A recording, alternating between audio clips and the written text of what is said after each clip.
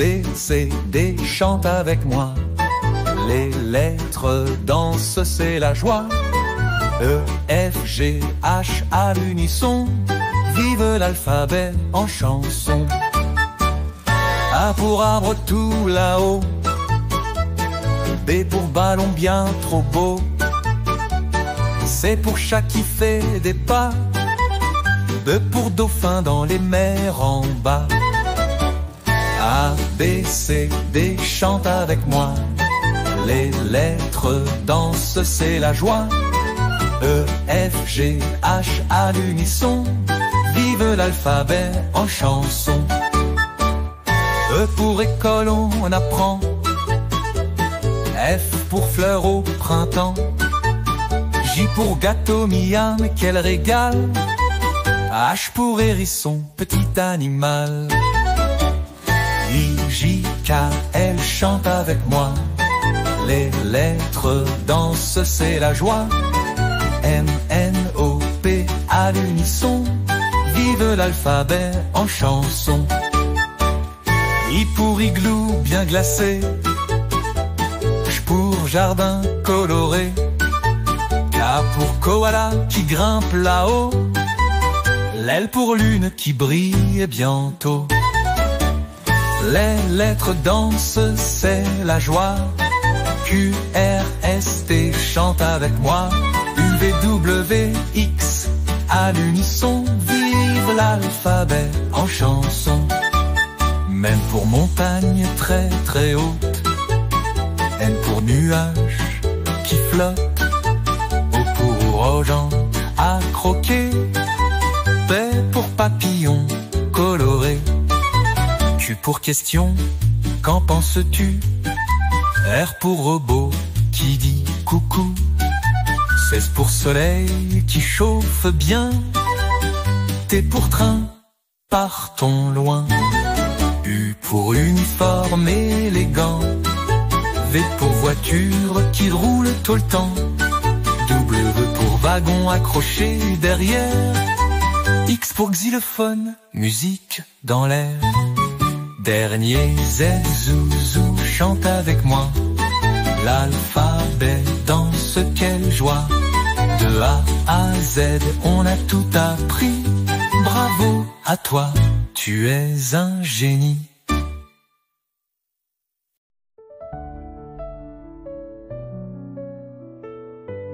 Dans une clairière lumineuse de la forêt, là où les rayons du soleil filtrent à travers les branches des arbres, une petite abeille nommée Zoé butine joyeusement de fleur en fleur. Son monde est un enchantement de couleurs où chaque pétale éclatant attire son attention. Zoé porte un petit chapeau de paille, délicatement tressé, qui la protège du soleil tandis qu'elle vole d'une fleur à l'autre. Les fleurs, avec leurs riches camailleux de couleurs, rouge rubis, jaune d'or, violet royal, sont la source de sa joie et de sa mission essentielle.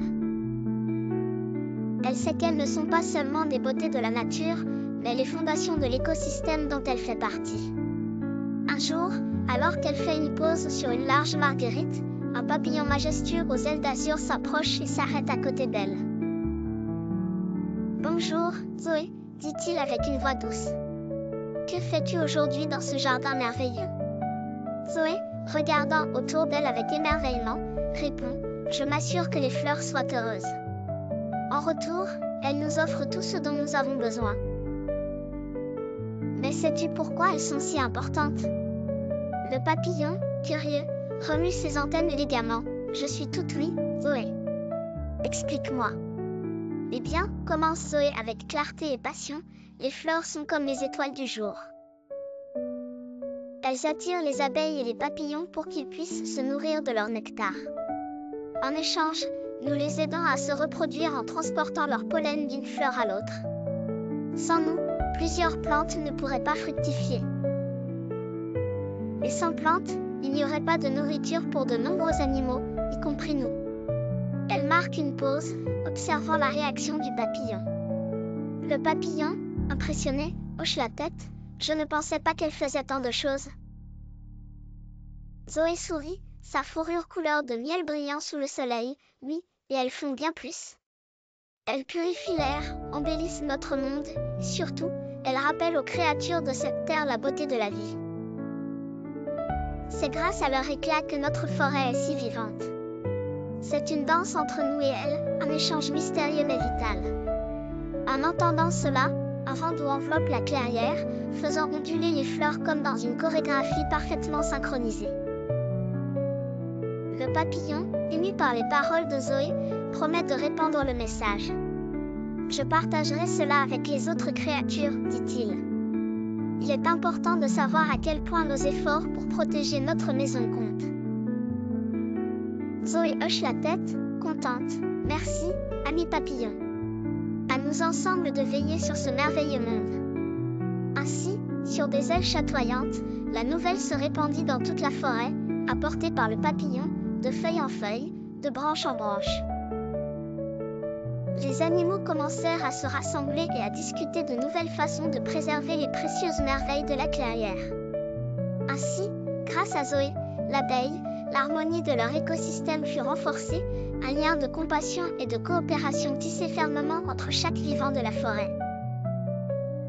Et dans le cœur de chaque créature, fleurit un profond respect pour la nature, inspiré par une petite abeille porteuse de sagesse.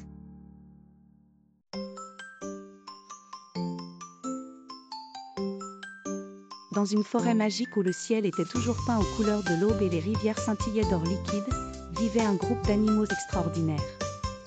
Parmi eux, il y avait un lion majestueux à la crinière d'un bleu électrique nommé Léo, qui portait une cape en velours pourpre. Ses amis incluaient une girafe élégante et gracieuse, Gigi, dont la peau était parsemée de rubis et de saphirs brillants. Elle arborait un chapeau de paille délicat orné de fleurs chatoyantes qui changeaient de couleur avec le vent. Il y avait aussi Tilly l'éléphant aux oreilles gigantesques couleur arc-en-ciel, et Faro le renard au pelage d'argent, dont la queue étincelait de petites étoiles luminescentes. Un matin, une rumeur magique circula dans la forêt. Une entité mystérieuse avait disséminé des lettres de l'alphabet enchanté à travers bois, chacune porteuse d'un secret oublié. Intrigués et pleins d'enthousiasme, Léo, Gigi, Tilly et Faro se réunirent pour relever ce défi. Imaginez les trésors de connaissances que nous pourrions découvrir, dit Léo, ses yeux scintillant comme deux saphirs dans la lumière. Et si ces lettres nous menaient à une sagesse depuis longtemps perdue ? Muni de curiosité et d'une carte ancienne trouvée sous l'arbre de vie, un arbre gigantesque dont les racines formaient des sentiers mystérieux à travers la forêt, nos héros partirent à l'aventure. La première lettre qu'ils trouvèrent était un affaire de feuilles dorées près d'un ruisseau chantant. « Ah, comme amitié !» murmura Gigi en souriant à ses compagnons.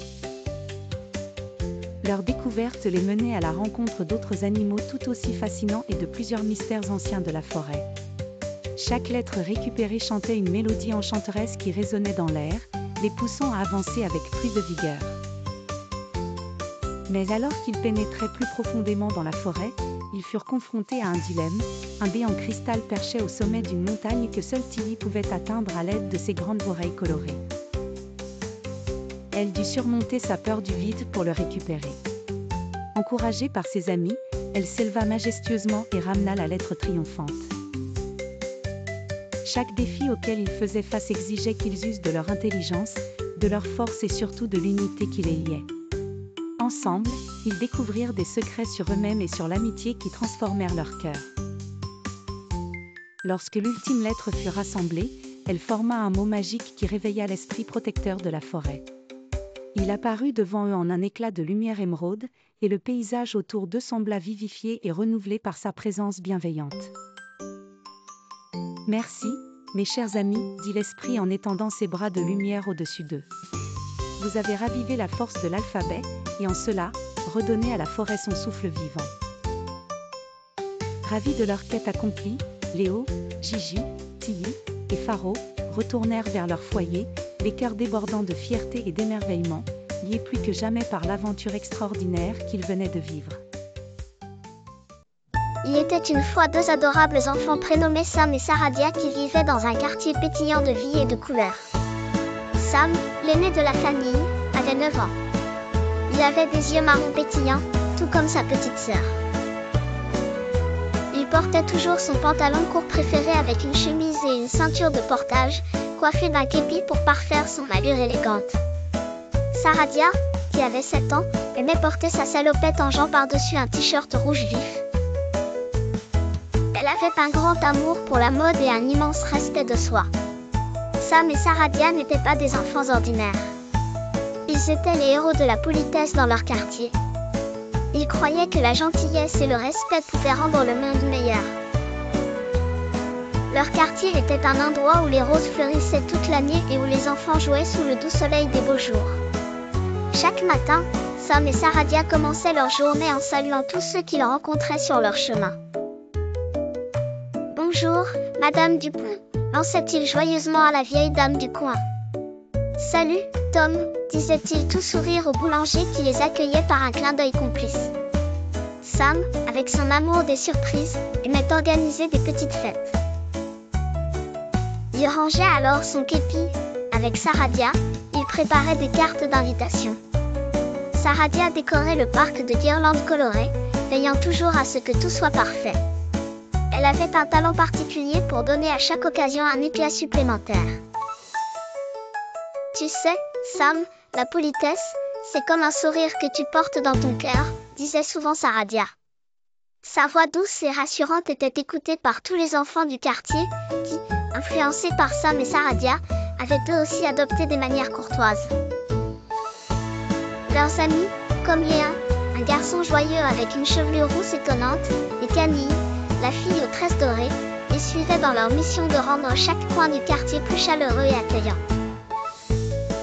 Même Hugo, qui était un peu timide, n'hésitait plus à dire « merci, s'il vous plaît » depuis qu'il avait rejoint le groupe de Sam et Saradia. Un jour, en organisant une nouvelle surprise pour l'anniversaire de Camille, Sam murmura à Saradia. « Regarde comme tout le monde est heureux quand on est poli et respectueux. Notre quartier est le meilleur grâce à cela. » Saradia hocha la tête, fit un d'elle-même et de son frère pour apporter de la joie simplement par de petites attentions. Ainsi, grâce à leur amour pour la politesse et leur enthousiasme contagieux, Sam et Saradia parvinrent à transformer leur quartier en un lieu où la joie et l'amitié régnaient en maître, prouvant que les héros n'ont pas toujours besoin de capes ou de super pouvoirs, mais juste d'un cœur aimant. Mathilda était une petite fille d'Alexandra, à peine 8 ans, et elle adorait jouer à être policière. Ce matin-là, elle avait enfilé son joli déguisement avec les insignes brillants et le petit chapeau assorti, prête à vivre de nouvelles aventures.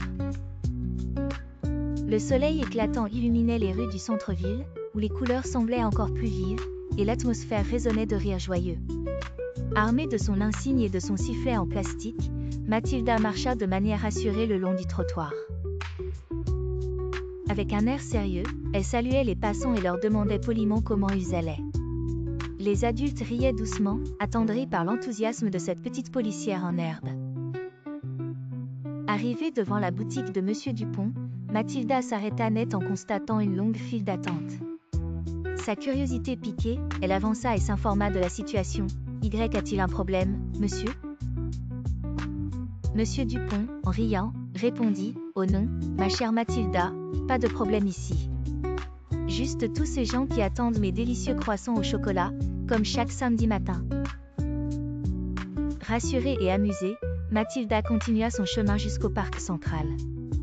Là, elle aperçut une bande d'enfants jouant au ballon et décida de s'inviter au jeu. Avec grâce et agilité, elle se faufila entre les joueurs, sifflant joyeusement pour indiquer ses décisions imaginaires de policière. Soudain, elle remarqua Lucas, un de ses camarades de classe, assis seul sur un banc. Il avait l'air triste. Mathilda s'approcha doucement et s'assit à côté de lui. « Quelque chose ne va pas, Lucas ?» demanda-t-elle d'une voix douce. Lucas leva la tête, surpris mais touché par l'attention. « Oh, c'est ma tortue, elle a disparu de son aquarium et je n'arrive pas à la retrouver, » expliqua-t-il, ses yeux embués de larmes. Mathilda, avec un sérieux nouveau, lui dit « Ne t'inquiète pas, Lucas.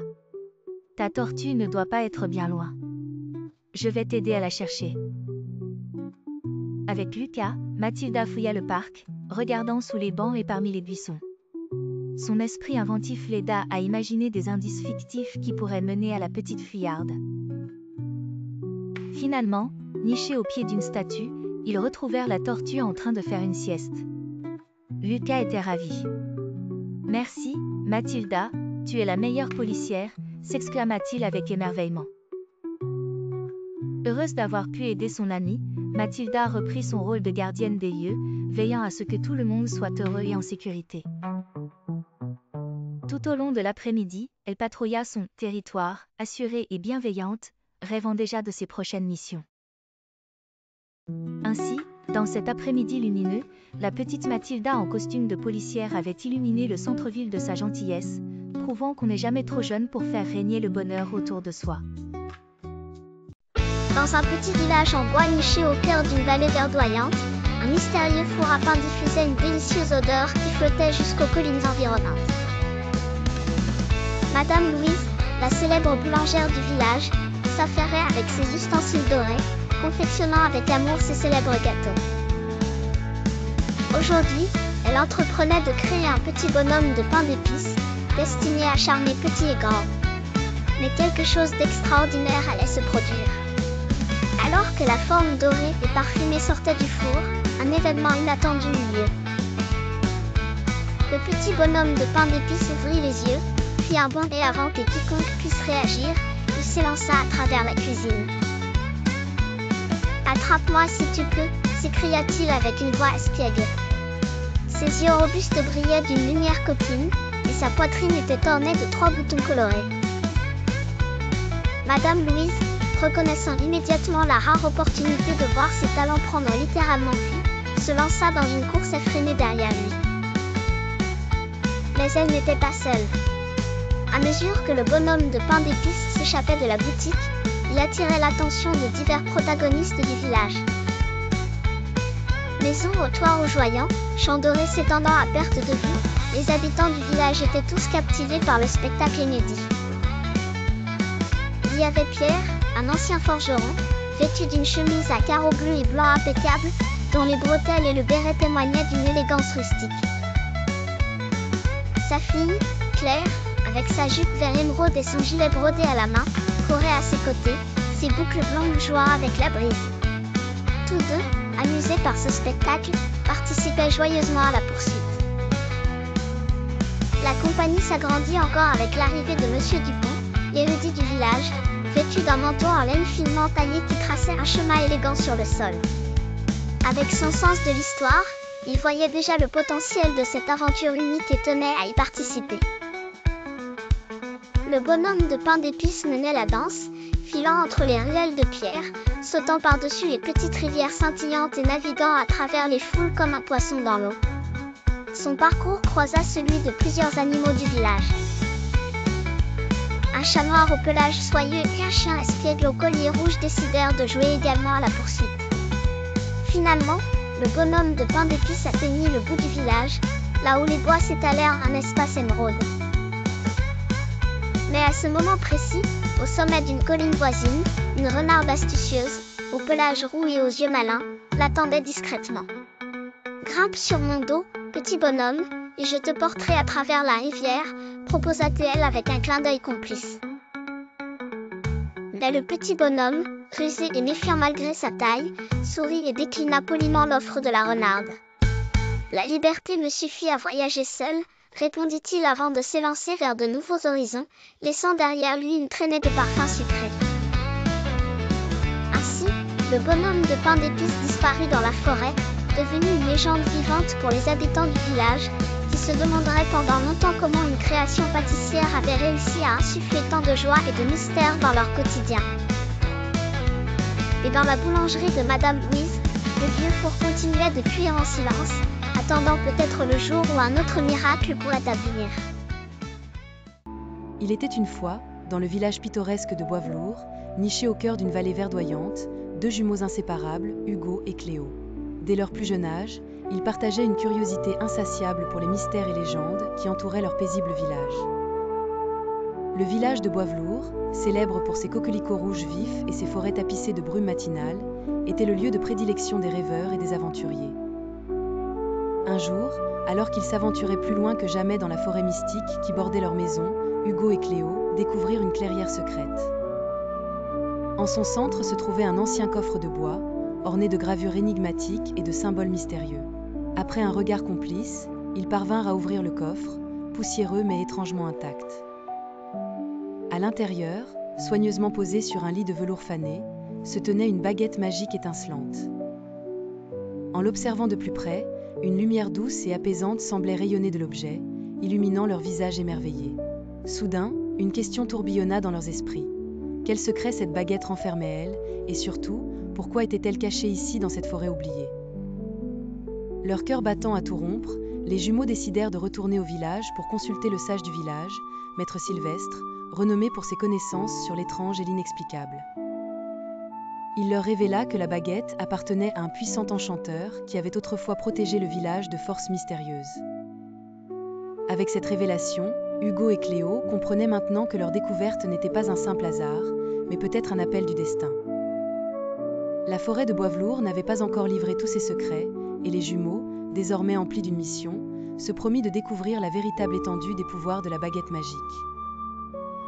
Cependant, ils n'étaient pas les seuls intéressés. Tapis dans l'ombre, une silhouette scrutait leur retour dans la vallée, les yeux fixés avec une avidité glaciale sur la baguette retrouvée. Le calme village allait bientôt devenir la scène d'aventures inouïes, et les jumeaux devraient être plus unis que jamais pour affronter les mystères à venir. Dans une forêt magique où le ciel était toujours peint aux couleurs de l'aube et les rivières scintillaient d'or liquide, vivait un groupe d'animaux extraordinaires. Parmi eux, il y avait un lion majestueux à la crinière d'un bleu électrique nommé Léo, qui portait une cape en velours pourpre. Ses amis incluaient une girafe élégante et gracieuse, Gigi, dont la peau était parsemée de rubis et de saphirs brillants. Elle arborait un chapeau de paille délicat orné de fleurs chatoyantes qui changeaient de couleur avec le vent. Il y avait aussi Tilly l'éléphant aux oreilles gigantesques couleur arc-en-ciel, et Faro le renard au pelage d'argent, dont la queue étincelait de petites étoiles luminescentes. Un matin, une rumeur magique circula dans la forêt. Une entité mystérieuse avait disséminé des lettres de l'alphabet enchanté à travers bois, chacune porteuse d'un secret oublié. Intrigués et pleins d'enthousiasme, Léo, Gigi, Tilly et Faro se réunirent pour relever ce défi. Imaginez les trésors de connaissances que nous pourrions découvrir, dit Léo, ses yeux scintillant comme deux saphirs dans la lumière. Et si ces lettres nous menaient à une sagesse depuis longtemps perdue? Muni de curiosité et d'une carte ancienne trouvée sous l'arbre de vie, un arbre gigantesque dont les racines formaient des sentiers mystérieux à travers la forêt, nos héros partirent à l'aventure. La première lettre qu'ils trouvèrent était un affaire de feuilles dorées près d'un ruisseau chantant. « Ah, comme amitié !» murmura Gigi en souriant à ses compagnons. Leur découverte les menait à la rencontre d'autres animaux tout aussi fascinants et de plusieurs mystères anciens de la forêt. Chaque lettre récupérée chantait une mélodie enchanteresse qui résonnait dans l'air, les poussant à avancer avec plus de vigueur. Mais alors qu'ils pénétraient plus profondément dans la forêt, ils furent confrontés à un dilemme, un dé en cristal perchait au sommet d'une montagne que seule Tilly pouvait atteindre à l'aide de ses grandes oreilles colorées. Elle dut surmonter sa peur du vide pour le récupérer. Encouragée par ses amis, elle s'éleva majestueusement et ramena la lettre triomphante. Chaque défi auquel ils faisaient face exigeait qu'ils usent de leur intelligence, de leur force et surtout de l'unité qui les liait. Ensemble, ils découvrirent des secrets sur eux-mêmes et sur l'amitié qui transformèrent leur cœur. Lorsque l'ultime lettre fut rassemblée, elle forma un mot magique qui réveilla l'esprit protecteur de la forêt. Il apparut devant eux en un éclat de lumière émeraude, et le paysage autour d'eux sembla vivifié et renouvelé par sa présence bienveillante. « Merci, mes chers amis, dit l'esprit en étendant ses bras de lumière au-dessus d'eux. Vous avez ravivé la force de l'alphabet, et en cela, redonné à la forêt son souffle vivant. » Ravis de leur quête accomplie, Léo, Gigi, Tilly et Faro retournèrent vers leur foyer, les cœurs débordants de fierté et d'émerveillement, liés plus que jamais par l'aventure extraordinaire qu'ils venaient de vivre.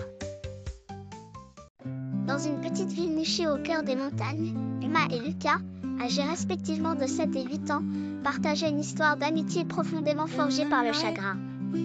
Après avoir perdu leurs parents dans un tragique accident de voiture, tous deux furent accueillis dans un centre d'hébergement. Là, parmi d'autres enfants, ils trouvaient quelques rares moments de réconfort, mais également la rude réalité de la vie. Les taquineries cruelles des autres résidents étaient autant d'épreuves à surmonter. Emma et Lucas faisaient face à cette adversité avec une force insoupçonnée. Un jour, alors que le soleil matinait les chambres d'une lumière dorée, ils entendirent une voix douce et chaleureuse qui les appela depuis le couloir. C'était Madame Dupuis, une femme aux cheveux argentés et aux yeux d'un bleu azur profond comme l'océan. Elle leur expliqua qu'une famille, la famille de la cour, avait entendu parler d'eux et souhaitait les rencontrer. La maison des Delacour était nichée au milieu de collines verdoyantes, entourée de jardins fleuris où des papillons multicolores dansaient.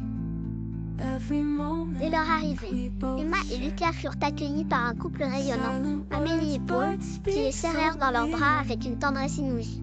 Ils leur montrèrent leur future chambre, décorée avec soin, et les déposèrent dans un salon. Très vite, Emma s'éprit de la salle de lecture, une pièce lumineuse aux étagères remplissant chaque recoin de livres colorés, tandis que Lucas, lui, passait des heures à jouer dans le grand jardin. Les Delacour n'étaient pas seulement des parents adoptifs. Ils excellent à dessiner un quotidien fait de rires spontanés, de jeux ininterrompus et de promenades ensorcelantes sous les étoiles. Emma et Lucas retrouvèrent peu à peu la joie et la quiétude qui leur manquaient tant. Un jour, alors que le crépuscule peignait le ciel de nuances pourpres, Paul s'agenouilla devant les enfants. Il leur raconta une histoire ancienne de compagnons d'aventure se promettant fidélité et courage. La légende disait que quiconque réussissait à trouver cette famille d'aventuriers recevait une protection et une joie éternelle. Emma et Lucas échangèrent un regard complice, correspondant l'un à l'autre cette promesse du destin.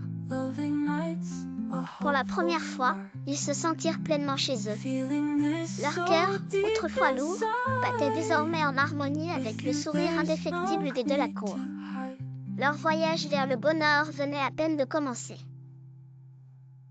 Ainsi, dans la douce étreinte de ces nouveaux parents, Emma et Lucas trouvèrent enfin la promesse d'un bonheur éternel, devenant les enfants qu'ils rêvaient d'être, aimés, épanouis et ensemble. Non loin d'une mer scintillante dont les vagues dansaient sous un soleil doré, s'étendait une vaste prairie de fleurs sauvages, chacune vêtue de ses plus belles couleurs. En arrière-plan, une chaîne de montagnes majestueuses veillait sur l'horizon. Dans cette plaine explorait un jeune garçon nommé Lucas, aux yeux pétillants et au sourire espiègle. Lucas était aimé de tous pour sa gentillesse et son courage. Il portait toujours une petite cape rouge qui flottait fièrement derrière lui à chaque course effrénée. Ce matin-là, les nouvelles apportées par le vent étaient sombres. Selon les rumeurs colportées par les mouettes bavardes et les feuilles frémissantes des grands arbres, une tempête féroce menaçait d'anéantir la tranquillité du village situé à l'orée de la forêt. Les villageois, vêtus de longs manteaux et de chapeaux en paille, se regroupèrent autour du maire, Monsieur Bernard, un homme âgé doté d'une voix grave et rassurante. Alors que l'agitation régnait, Lucas ignora les murmures paniqués et se tourna vers son groupe d'amis. Il y avait Zoé, la fille aux boucles d'or habillée d'une robe bleu azur, Théo, toujours sur son vélo, prêt pour l'aventure, portant une veste marron, et Anna, avec ses jumelles autour du cou et son carnet à dessin, capturant les moindres détails du monde qui l'entourait. Ensemble, ils formaient une équipe inséparable, guidée par l'ingéniosité de Lucas. « Nous ne pouvons pas rester les bras croisés », déclara-t-il avec détermination. Ses amis acquiescèrent, chacun devinant le plan audacieux qui prenait forme dans l'esprit de leur leader. Lucas avait entendu parler d'une vieille légende racontant qu'au sommet de la montagne la plus haute, un ancien cristal avait le pouvoir de repousser les tempêtes. L'idée d'une quête s'imposa naturellement. La bande s'équipa alors de vêtements résistants, de bottes antidérapantes et de provisions offertes par le boulanger, Monsieur Pierre, des tartes aux fraises encore tièdes et des bouteilles d'eau pétillante.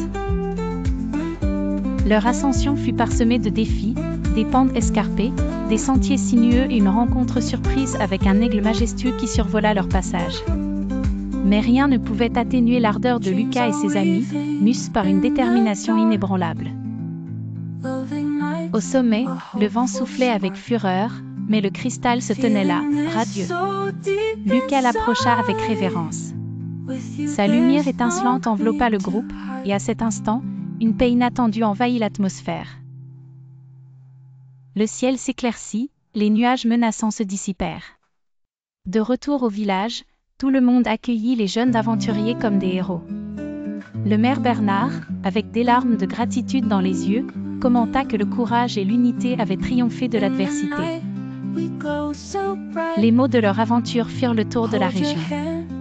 Bien que Lucas et ses amis fussent fiers de leur exploit, ils savaient que leur véritable force résidait dans leur amitié indéfectible et leur capacité à unir leurs talents pour le bien commun. Une nouvelle fois, en enchaînant aventures et découvertes, l'esprit de communauté resta à jamais gravé dans leur cœur.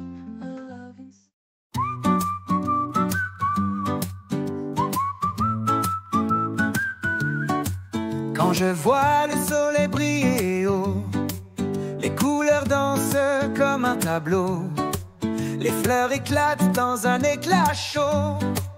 Oh, la vie a du goût et c'est beau. Quand j'entends le rire des amis, les voix qui chantent sous le ciel gris, les oiseaux gazouillent comme un cri. Oh, la vie chante un doux répit. Oh là là là là, la vie est belle, avec tous nos sens, sans ribambelle, des yeux, des oreilles et des mains, bien sentir, toucher et chanter en chemin. Quand je sens l'odeur d'un gâteau, ça me rappelle les jours tout beaux, les parfums de bonheur si chauds. La vie a des souvenirs hauts. Quand je goûte aux fruits sucrés, les saveurs me font danser comme une explosion en été. Oh, la vie a tant à goûter.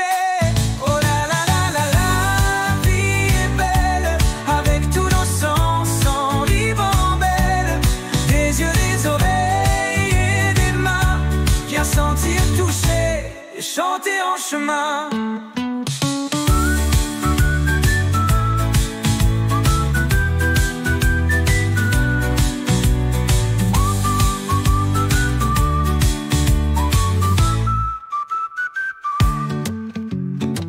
Quand je goûte aux fruits sucrés, les saveurs me font danser comme une explosion en été.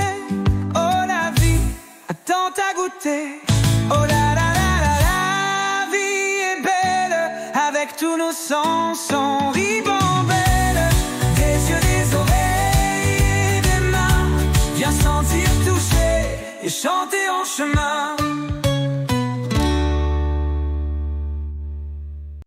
La petite poule rousse était une travailleuse acharnée, vivant modestement dans une ferme colorée et pleine de vie. Elle passait ses journées à picorer le sol à la recherche de vers, s'installant parfois dans un buisson pour pondre un œuf. Mais alors qu'elle s'affairait à ses activités quotidiennes, ses amis le chat, le chien et le cheval profitaient de l'oisiveté. Le chat passait ses journées à sommeiller au soleil, le chien se prélassait à l'ombre, et le cheval, bien peu préoccupé par l'effort, restait plongé dans la contemplation d'une télévision. Un matin, alors que le soleil éclairait délicatement la ferme, la petite poule rousse découvrit un framboisier aux fruits mûrs et juteux. L'idée de préparer un gâteau aux framboises fit pétiller ses yeux de gourmandise. Sans perdre une minute, elle accourut vers ses amis. « Les amis, j'ai trouvé des framboises. On pourrait faire un délicieux gâteau », s'exclama-t-elle tout excitée. Le chien, subitement éveillé, bava à l'idée de cette friandise. Le chat se pourlécha les babines et le cheval leva la queue en signe d'approbation. Cependant, lorsque la petite poule rousse demanda de l'aide pour cueillir les framboises, aucun de ses amis ne se joignit à elle. « Pas moi, dit le chien, prétendument occupé. « Pas moi, fit le chat, soudainement exténué. « Pas moi, déclara le cheval, absorbé par sa série télévisée. Résolue, elle cueillit d'elle-même les framboises. De retour avec ses fruits éclarlats, elle eut besoin d'autres ingrédients, de la farine, du sucre, du lait et du beurre. Mais là encore, aucun soutien de ses amis. Alors, c'est à elle seule qu'elle se rendit au garde-manger pour tout rassembler, avant de mélanger vigoureusement la pâte à gâteau. alors qu'une douce odeur envahissait la ferme. Les amis lascifs furent stimulés par ce parfum alléchant. Le chien dressa le nez, le chat entr'ouvrit les yeux et le cheval tourna la tête vers la cuisine. La petite poule rousse sortit du four un gâteau doré aux framboises appétissantes. Elle l'installa sur une assiette, le parsemant de sucre. Ses amis accoururent au son de sa question. « Alors, qui veut manger ce gâteau avec moi ?» Un chœur de « moi ». « Moi ». « Moi » s'éleva, tandis que chacun d'eux espérait une part du gâteau. « Je ne pense pas, » répondit la petite poule rousse, ferme. « Vous n'avez pas voulu m'aider à le faire, alors vous ne m'aiderez pas à le manger. » Elle se régala du gâteau, savourant chaque miette en solitaire, et comprit qu'être autonome avait un goût exquis. Ainsi, la petite poule rousse retourna à ses activités avec le ventre joyeusement rempli et une leçon gravée dans son cœur. Parfois, l'indépendance est la meilleure compagnie. Il était une fois, au cœur d'une spectaculaire vallée verdoyante, un groupe de jeunes dinosaures qui se préparaient à vivre une aventure inoubliable. Le ciel était d'un bleu profond et le vent chantait doucement à travers les arbres, annonçant l'approche de la nuit. Parmi ces dinosaures, il y avait Tim, un petit tricératops curieux, Sarah, une vélociraptor rapide et intelligente, et Max, un brachiosaure à l'âme rêveuse. Les trois amis s'étaient donné rendez-vous pour observer la chute des étoiles filantes, un événement rare et magique qui n'arrivait qu'une fois tous les 100 ans. L'excitation était palpable. Tim, avec ses petites cornes fièrement dressées, ne cessait de sauter de bonheur. « Venez, nous devons nous dépêcher si nous voulons avoir la meilleure vue », s'écria-t-il. En traversant la forêt luxuriante, ils rencontrèrent Bobo, un jeune ankylosaure qui avait entendu parler de leur projet. « Puis-je me joindre à vous ?» demanda-t-il timidement en émerveillant d'une voix douce. « Avec plaisir, Bobo. Plus on est de fous, plus on rit, » répondit Sarah avec son sourire éclatant. Ensemble, ils se mirent en route vers la colline étoilée, l'endroit parfait pour admirer le spectacle céleste. La montée fut remplie de rires et de découvertes. Max, avec son long cou, découvrit un nid de ptérosaures au perché qu'il montra fièrement à ses amis. Tim, toujours curieux, expliquait à Bobo comment les étoiles prenaient vie dans le ciel nocturne. Une fois à la colline, ils s'assirent en cercle. Comme le soleil se couchait, les couleurs du ciel passèrent d'un orange éclatant à un violet profond, et enfin à un noir velouté parsemé d'étoiles. C'est alors que la pluie d'étoiles filantes commença, illuminant la nuit de traînées scintillantes. Les amis étaient émerveillés par ce ballet cosmique. « Faites un vœu », s'exclama Max. Chacun ferma les yeux et fit un vœu secret. Le temps sembla s'arrêter dans cette nuit magique. Les dinosaures étaient comblés et un nouveau lien indestructible grandissait entre eux. Finalement, enivrés par cette expérience extraordinaire, ils retournèrent lentement au cœur de la vallée, leurs pensées pleines des merveilles qu'ils avaient contemplées. Ce soir-là, ils s'endormirent sous le ciel étoilé, rêveurs et joyeux, avec l'espoir de nouvelles aventures à venir. La nuit des dinosaures resterait éternelle dans leurs souvenirs, un doux repos pour leur esprit curieux et insatiable. Merci infiniment d'avoir regardé cette vidéo. Si vous avez aimé l'épisode, n'hésitez pas à vous abonner à ma chaîne pour ne rater aucun contenu. Cliquez sur j'aime, partagez avec vos amis et revenez pour d'autres aventures captivantes. À très bientôt. Il était une fois une petite fille appelée le Petit Chaperon Rouge. Elle vivait dans un village avec sa mère, qui lui confectionna une magnifique cape rouge à capuche. Un jour, sa mère lui confia une mission importante, apporter un panier de nourriture à sa grand-mère malade vivant dans une vieille maison au cœur de la forêt. Ne t'écarte pas du chemin, et sois prudente, ma fille, lui recommanda sa mère. Le Petit Chaperon Rouge promit d'être prudente et commença son voyage à travers les bois. Tandis qu'elle marchait sur le sentier forestier, elle croisait des fleurs sauvages aux couleurs vives. En admirant leur beauté, elle se rappela les conseils de sa mère.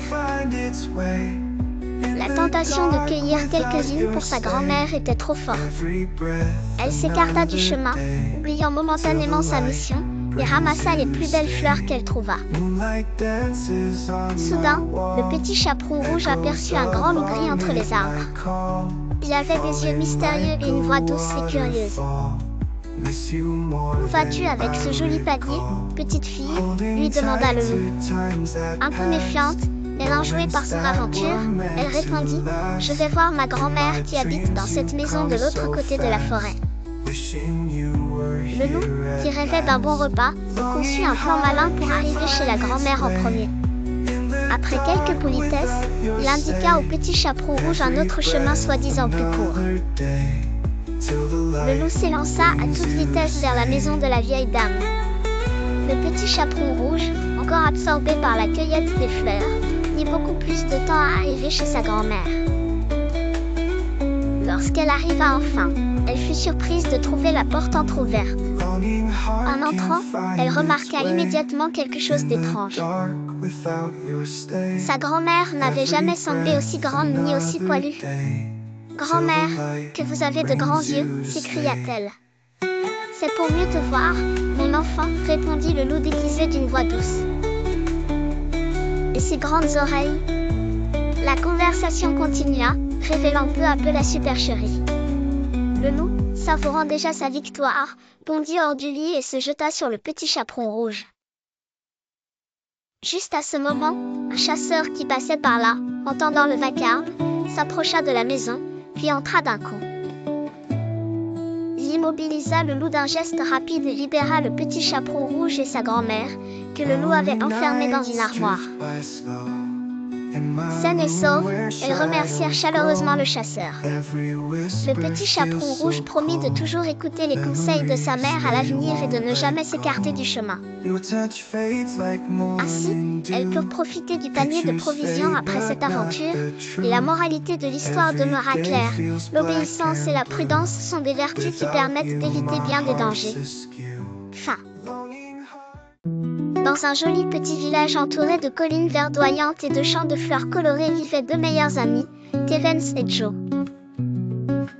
Kevens était un garçon curieux et rêveur avec des cheveux ébouriffés et de grands yeux verts. Joe, quant à lui, était une petite fille pleine d'entrain, toujours souriante, avec une tresse qui dansait au rythme de ses pas. Un jour, alors qu'ils se promenaient dans la forêt enchantée non loin de chez eux, ils découvrirent un vieux livre poussiéreux à moitié enfoui sous les feuilles. Kevens, intrigué par cet objet mystérieux, s'approcha et souffla sur la couverture pour lire le titre, Le pouvoir des mots. Regardons à l'intérieur, proposa Joe avec excitation. Kevens acquiesça de la tête. Lorsqu'ils ouvrirent le livre, ils furent émerveillés par les mots qui brillaient comme illuminés d'une lueur dorée.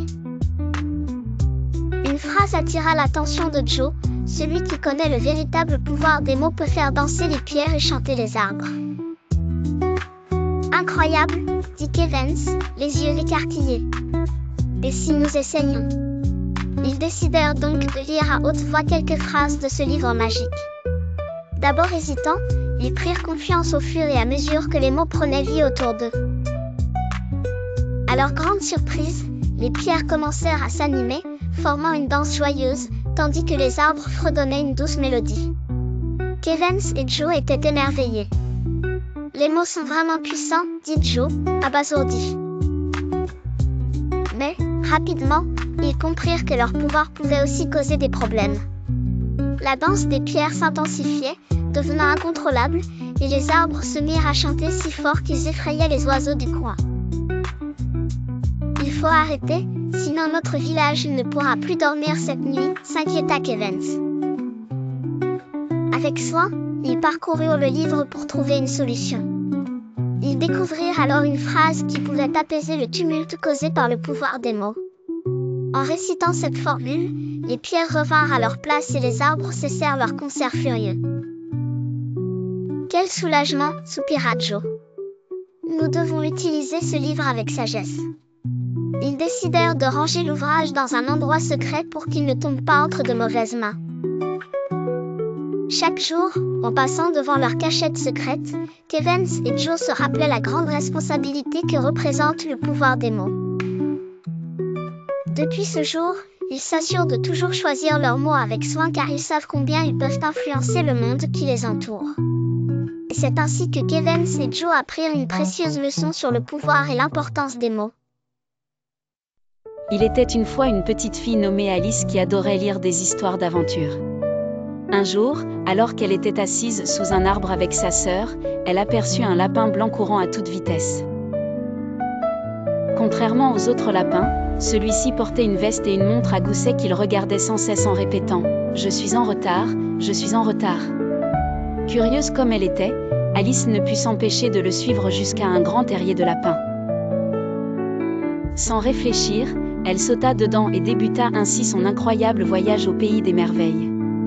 En tombant, elle ne cessait de descendre, jusqu'à finalement atterrir doucement sur un tas de feuilles. Autour d'elle, tout était étrange. Les objets flottaient et la lumière semblait danser sur les murs. Or, cela ne fit que renforcer son envie d'explorer. Alice rencontra bientôt plusieurs personnages fantastiques, le chapelier fou, un homme toujours en train de boire le thé à une table interminable, le chat du Cheshire, avec son sourire irréel qui apparaissait et disparaissait à volonté, et la reine de cœur. La reine de cœur était connue pour ses colères mémorables et son amour inconditionnel du croquet. Chacun était plus extraordinaire que le précédent et Alice écoutait leurs histoires avec émerveillement. La reine, bien qu'un peu effrayante, trouvait toujours des raisons absurdes pour ordonner qu'on coupe la tête de quelqu'un. Heureusement, peu de ses ordres étaient réellement exécutés. Au cours de son aventure, Alice apprit une chose très importante. Parfois, il est bien de suivre sa curiosité et d'oser s'aventurer dans l'inconnu. Après avoir vécu tant de péripéties et rencontré tant de personnages, elle finit par trouver la sortie du pays des merveilles, non sans un pincement de regret. Elle se retrouva à nouveau sous le vieil arbre, sa sœur à ses côtés, presque comme si rien ne s'était passé. Mais un sourire aux lèvres, elle savait bien qu'elle avait vécu une aventure incroyable qu'elle garderait toujours dans son cœur. C'est ainsi qu'Alice retourna chez elle, plus riche d'une magnifique histoire et d'amis inoubliables.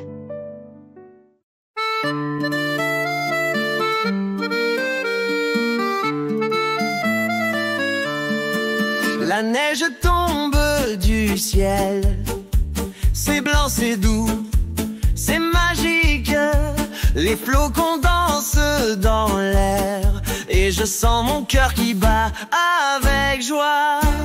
La neige c'est magique, on peut faire des boules de neige et des anges dans la neige.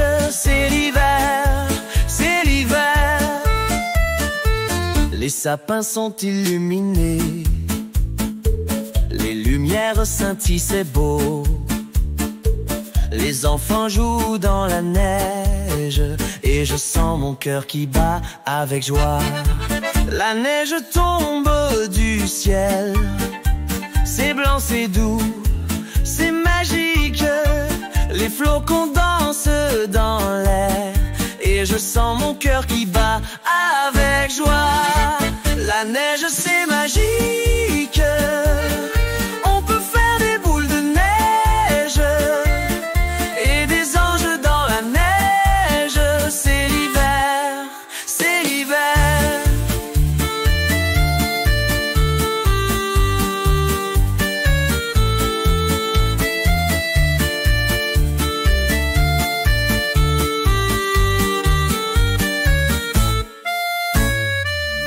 Les sapins sont illuminés, les lumières scintillent, c'est beau.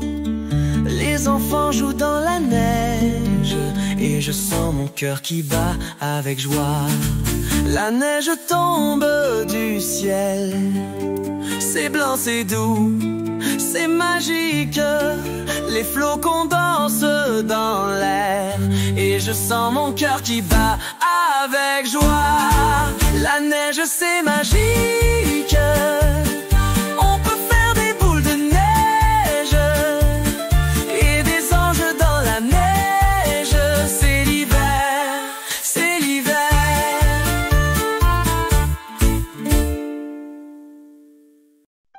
Il était une fois un petit morceau de bois, un morceau tout à fait ordinaire, mais tout à fait extraordinaire en même temps. Ce morceau de bois particulièrement spécial était en possession d'un menuisier nommé Geppetto. Geppetto était un vieil homme au cœur tendre et au sourire chaleureux, qui vivait seul dans une petite maison charmante, remplie d'outils et de copeaux de bois. Un jour, inspiré par la magie qui semblait émaner du bois, Geppetto décida de créer une marionnette. Il sculpta avec soin chaque partie, lui donnant l'apparence d'un petit garçon. Une fois terminé, il contempla sa création avec tendresse et l'appela Pinocchio.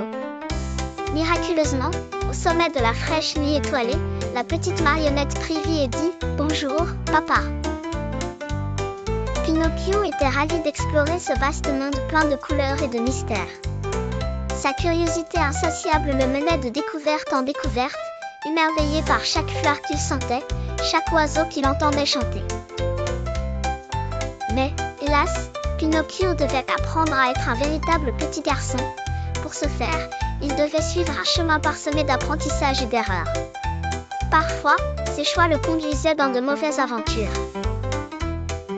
Comme le jour où il rencontra le rusé renard et le sournois chat qui lui promirent des richesses qu'il n'avait pas. Pinocchio, facile à convaincre de par sa naïveté, suivit les deux escrocs, pensant qu'il trouverait un trésor. Cependant, il se retrouva dans des situations difficiles, s'égarant de plus en plus loin de Geppetto, qui s'inquiétait énormément de sa disparition. Heureusement, au cœur des plus sombres moments, une gentille fée bleue veillait sur lui. Elle lui apparut un jour, comme par magie, et lui expliqua l'importance de l'honnêteté et de suivre son cœur. « Chaque fois que tu mens, tu t'éloignes de ton vrai soi, lui dit-elle. » Pinocchio comprit alors qu'il devait changer et corriger ses erreurs. Alors, avec beaucoup de courage et d'effort, il entreprit de retrouver Geppetto.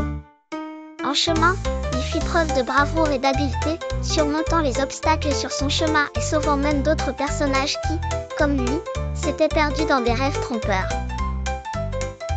Finalement, après bien des péripéties, Pinocchio retrouva Geppetto. Ils s'étreignirent avec émotion, et la puissance de cet amour et de ce lien vrai transforma Pinocchio en un vrai garçon de chair et d'os.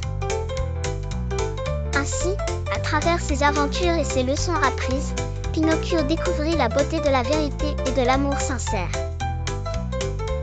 Et dans leur belle maison éclairée par la lumière du jour et de 1000 petites lampes à l'intérieur, Geppetto et Pinocchio vécurent heureux, entourés par la chaleur et la beauté du véritable amour familial. Il était une fois, dans le paisible village de Clerval, une petite fille nommée Samantha. Samantha était très curieuse et adorait les histoires. Elle avait une bibliothèque bien remplie, mais rêvait toujours de vivre ses propres aventures extraordinaires. Un jour, alors que Samantha se promenait dans la forêt enchantée à la sortie du village, elle découvrit un sentier qu'elle n'avait jamais remarqué auparavant. Curieuse comme un chat, elle décida de le suivre. Le chemin serpentait entre les arbres majestueux et luisants, et, au bout du sentier, Samantha arriva face à un gigantesque portail fait de branches entrelacées. « Bon courage, petite exploratrice », murmura un écureuil en lui jetant un regard complice, avant de disparaître dans les arbres. Samantha poussa alors le portail qui s'ouvrit en grinçant. De l'autre côté du portail, Samantha entra dans un monde merveilleux où vivaient des géants. Ces géants n'étaient pas effrayants. Ils étaient drôles, gentils et toujours prêts à s'amuser.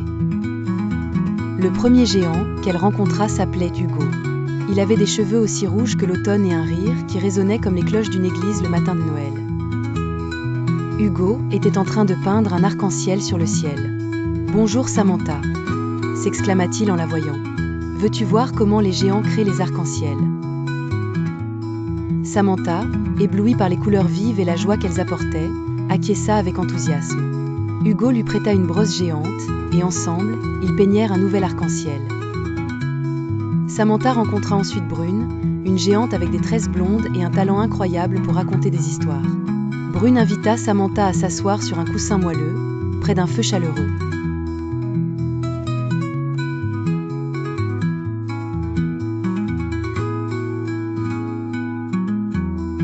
Comprenant que chaque histoire avait une touche de magie, Samantha s'assura de ne manquer aucun détail. Les jours passèrent et Samantha revint chaque après-midi pour explorer davantage le pays des géants. Elle rencontra d'autres amis géants, comme Gustave, qui lui montra comment faire des bulles géantes avec le souffle du vent, et Adèle, qui l'emmena sur son nuage flottant pour regarder les orages au loin. Un matin, Samantha se réveilla avec une pensée. Et si elle racontait ses aventures à ses amis du village de Clerval? Rassemblant tous les souvenirs de ses expériences enchantées, elle retourna au village.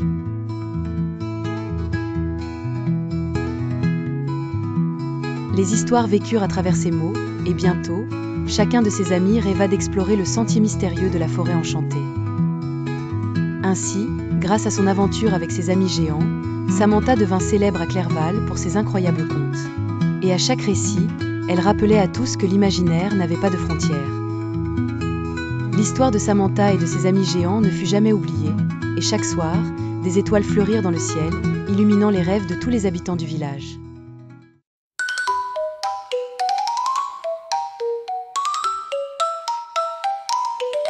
L'Ulélie, il est belle une de début, vole dans le jardin, légère et fière. Elle cherche un ami pour jouer dans les airs, mais tous sont trop occupés, oh c'est désespéré. Vole, vole, petite Lulu, dans le ciel bleu, si haut, si fluide. Vole, vole, petite Lulu, ton aventure commence, suis ton intuition. Elle rencontre Pipo, le papillon coloré qui danse sur les fleurs, tout ensoleillé. Viens avec moi, Lulu, on va s'amuser. Et ensemble, ils partent, joyeux et enjoués. Vole, vole, petite Lulu, dans le ciel bleu, si haut, si fluide. Vole, vole, petite Lulu, ton aventure commence, suis ton intuition. Ils croisent Mimi, l'abeille travailleuse, qui butine les fleurs, toujours courageuse. Rejoignez-nous, Mimi, pour un petit tour. Et tous les trois s'envolent sous un arc-en-ciel d'amour. Vol, vol, vol, petite Lulu, dans le ciel bleu, si haut, si fluide. Vol, vol, petite Lulu, avec tes amis, la vie est une belle chanson.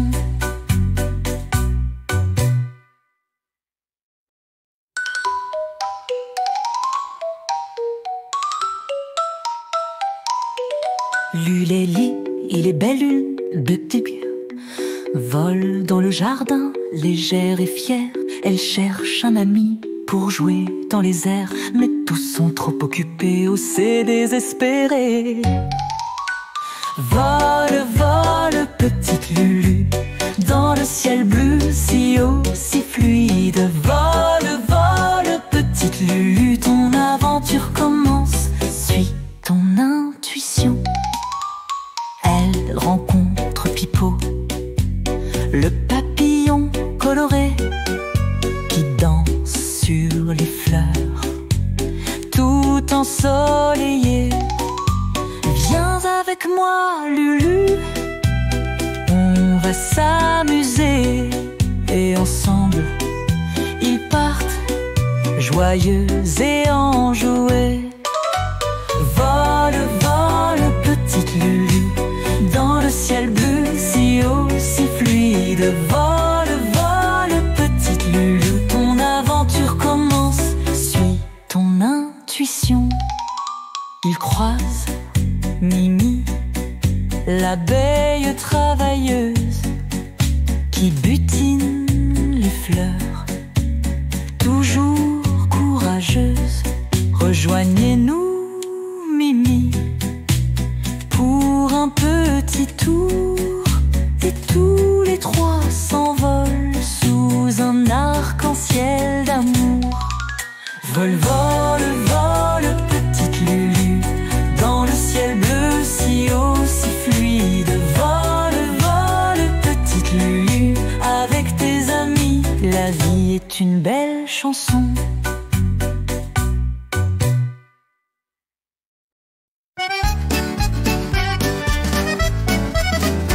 Dans la jungle, il y a des lions qui rugissent fort pour protéger leur territoire. Il y a des singes qui sautent d'arbre en arbre et des girafes qui mangent des feuilles dans les hautes branches. Les animaux, si drôles et si gentils. Les animaux nous font rire et sourire. Dans la jungle, dans la mer, dans les champs et dans les bois, les animaux sont partout pour notre joie.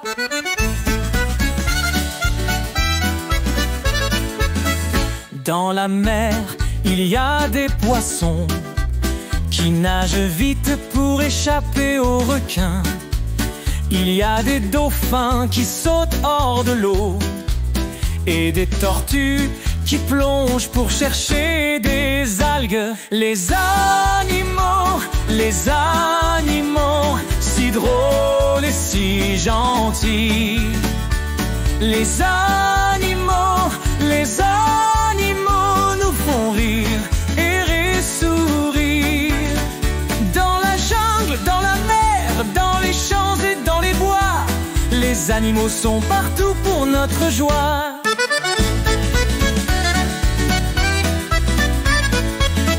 Et chez nous, il y a des chiens et des chats qui nous aiment et nous protègent.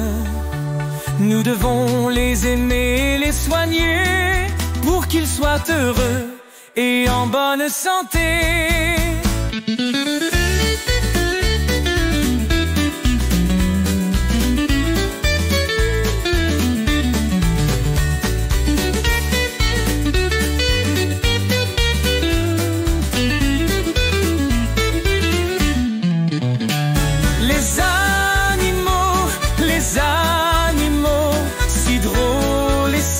Gentils. Les animaux nous font rire et sourire. Dans la jungle, dans la mer, dans les champs et dans les bois, les animaux sont partout pour notre joie.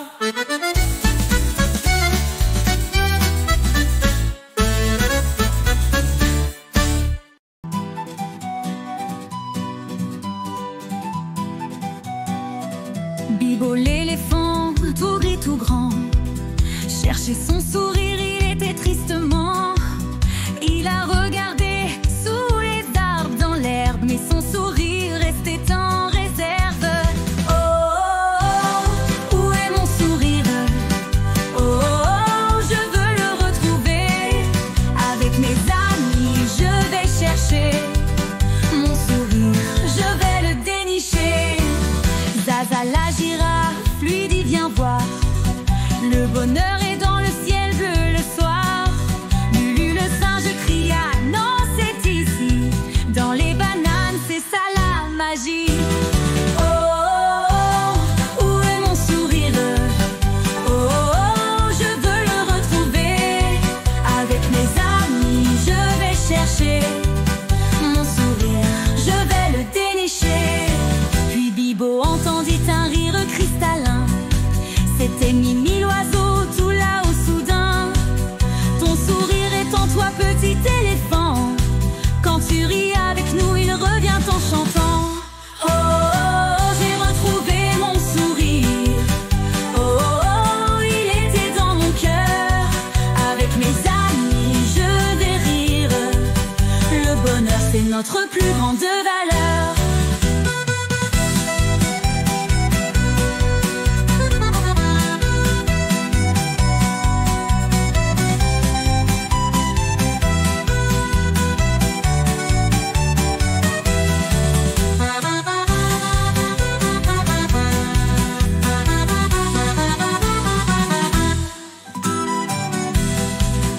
Zaza la girafe lui dit viens voir, le bonheur est dans le ciel bleu le soir. Lulu le singe cria non c'est ici, dans les bananes c'est ça la magie. Oh, oh, oh, où est mon sourire? Oh, oh, oh, je veux le Avec mes amis, je vais chercher mon sourire, je vais le dénicher. Oh, j'ai retrouvé mon sourire. Oh, il était dans mon cœur. Avec mes amis, je vais rire. Le bonheur, c'est notre plus grande valeur. Le bonheur, c'est notre plus grande valeur.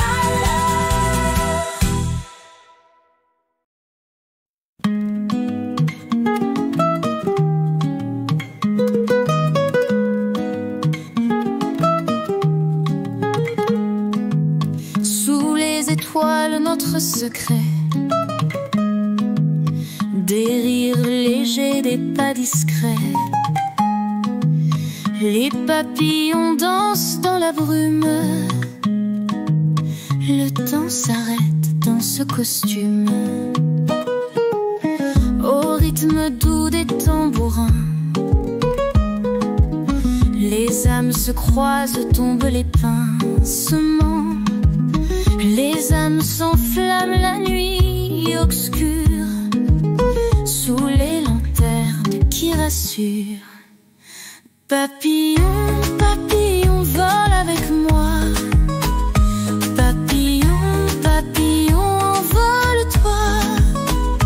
Papillon, papillon, danse avec moi. Papillon, papillon, tout le monde.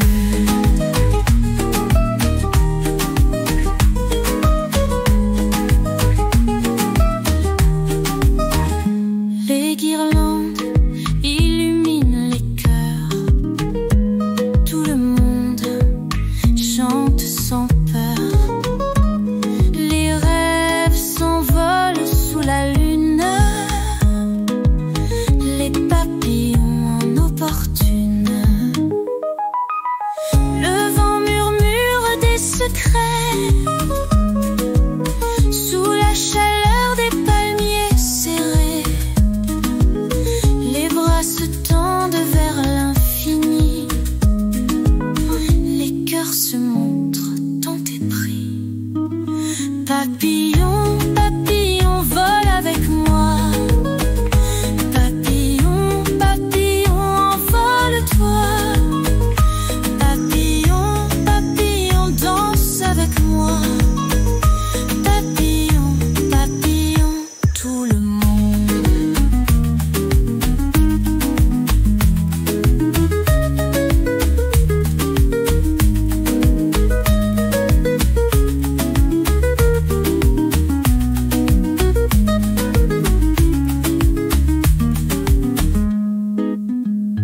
Papillon, papillon, vole avec moi. Papillon, papillon, envole-toi. Papillon, papillon, danse avec moi. Papillon, papillon.